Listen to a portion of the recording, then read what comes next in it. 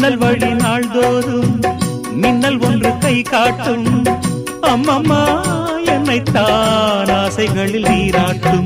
எனக்கும் உனக்கும் இருக்கும் நெருக்கம் இளமை தொடங்கி முதுமை வரைக்கும்.